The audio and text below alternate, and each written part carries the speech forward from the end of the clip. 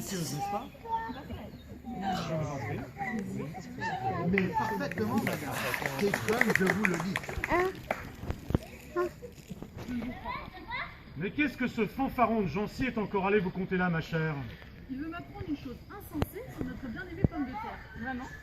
Ah, nous y voilà, gentes dames, gentils seigneurs, damoiselles et damoiseaux, puisque nous voilà embarqués dans la même galère, j'aime autant vous prévenir. Une fois que mon maître est lancé sur le sujet, il ne s'arrête plus. Et c'est parti pour l'odyssée de la pomme de terre. Que dis-tu, insolent? Rien du tout, maître, mais je n'en pense pas moins. D'après lui, la pomme de terre, ce tubercule si répandu et que nos gens accommodent de 1000 manières pour la rendre si délicate à nos papilles enthousiasmées, ne serait arrivé à notre royaume que récemment. Je vous le confirme. Et je vous confirme aussi qu'elle n'aurait pas pu arriver toute seule.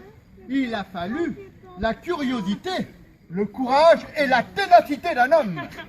Et quel est donc ce précieux homme qui nous l'a fait connaître? J'aurais vraiment été très heureuse de le rencontrer. Vous vous moquez.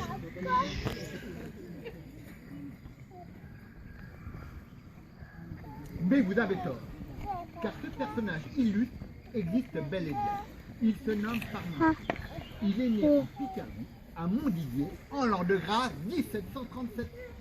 Fils d'un commerçant qui connut des revers de fortune, il fut placé en apprentissage chez un apothicaire parisien.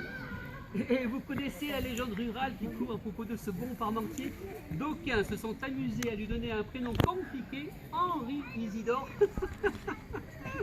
Juste pour le plaisir d'utiliser les initiales de son prénom, H.I., pour arriver à un jeu de mots ridicule. H.I. Parmentier, ça. Alors que chacun sait que son prénom est Antoine. Ces gars n'ont que faire de tes âneries. Que disais-je déjà? Ah oui.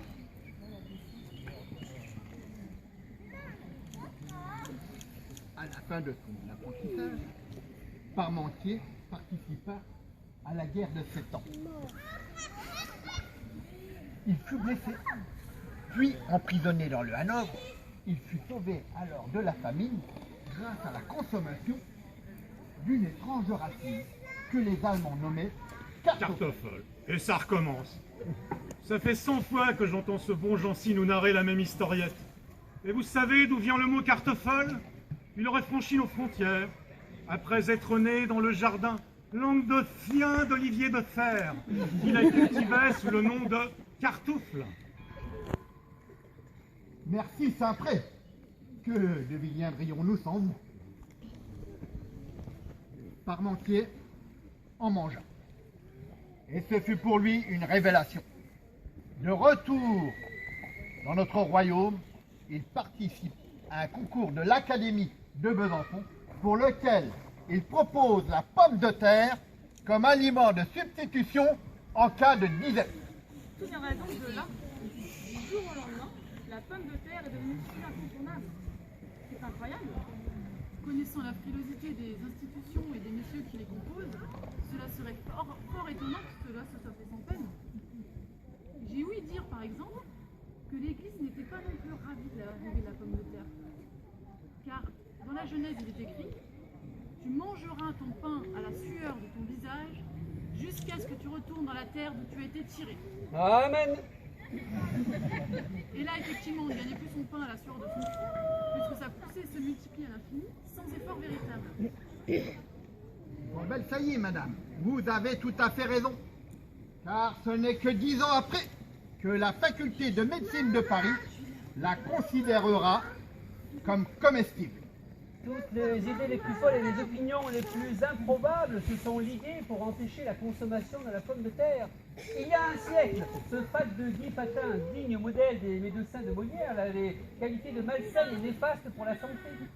Le Parlement l'avait donc qualifié, considéré comme impropre à la consommation. Sans oublier ces omnipotents fabricants de Qui narre l'histoire ici? Toi ou moi? Pardonnez-moi, bonbon bête, mais c'est qu'à force de vous entendre vous exprimer sur le sujet, je le connais un peu moi-même. Il est très susceptible. Je reprends. Pitié, pitié! Nous allons avoir droit à présent à la narration de la fameuse cabale des fermiers généraux. Même s'il est exact que la majorité des rentrées royales et seigneuriales provenaient des céréales panifiables et que leur commerce risquait fort de s'en ressentir.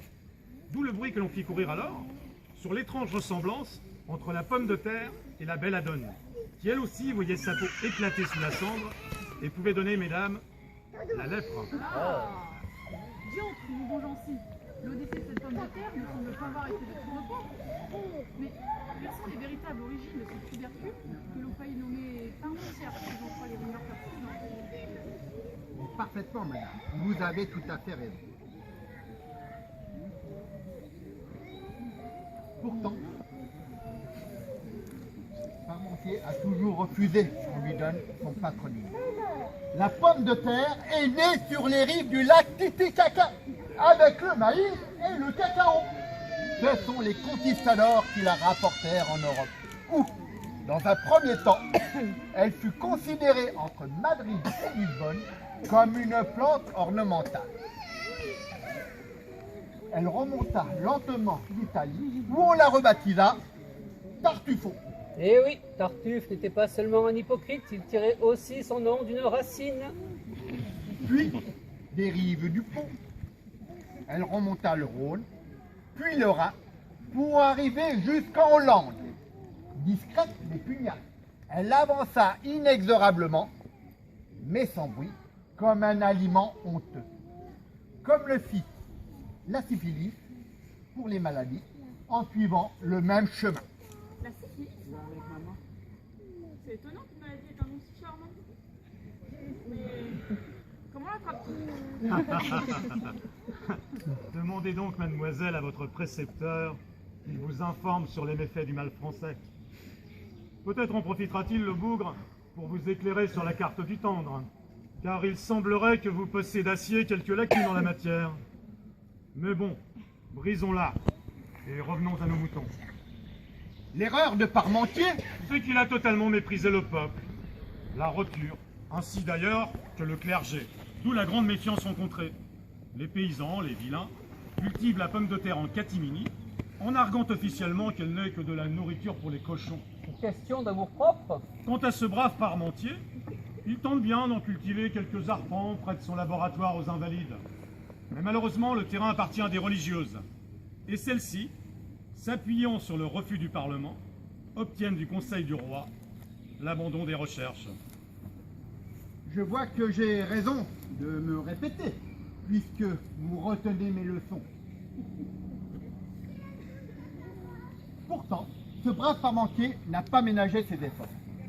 Il a invité à sa table Benjamin Franklin, Thomas Jefferson, pour leur faire goûter des pommes de terre. Ce dernier, de retour aux Amériques, vanta la délicieuse manière de cuisiner les patatos dans l'huile sous forme de French fries. Durant la disette de 1785, on autorisa Antoine Parmentier à en cultiver 2 arpents au sablon sur un terrain militaire. Mais oui, m'en souviens à présent. Ne disait-on pas alors, le jour, le champ est gardé aussi sévèrement qu'une mine d'or, la nuit, les sentinelles disparues, les Parisiens se précipitent pour piller le trésor. Cela est bel et bon. Mais je ne comprends toujours pas de quelle manière la pomme de terre est devenue si populaire dans le royaume de France. Le clergé l'a repoussée, le peuple se cachait pour la cultiver. Alors, qu'est-ce qui passait pour qu'on la retrouve sur nos tables? J'y viens, mademoiselle, j'y viens, à moins que ces messieurs n'en sachent plus que moi. Je poursuis donc. En 1786, Parmentier se rend à Versailles et offre à Louis le XVIe un bouquet de fleurs de pommes de terre magnifique au demeurant. Le roi en accroche une à sa boutonnière et en perche une autre sur la monumentale perruque de Marie-Antoinette. La mode était lancée. Le tubercule fut classé par édit royal parmi les plantes utiles du jardin de Rambouillet. Monsieur Parmentier est un bienfaiteur de l'humanité. Je pense que grâce à la pomme de terre, nous éviterons bien des familles. De plus, c'est délicieux. Chacune sa consistance, chacune son goût unique. Plaisir et survie de l'humanité. Merci Antoine Parmentier. De grâce, mes bons amis, de grâce. Monsieur de Jancy et vous-même, vous avez bien mis l'eau à la bouche avec votre pomme de terre. Mais s'il vous plaît, pas tous les plaisirs le même jour. Gardez-nous le secret de quelques-uns de vos merveilleux récits pour nos prochains repas. À table.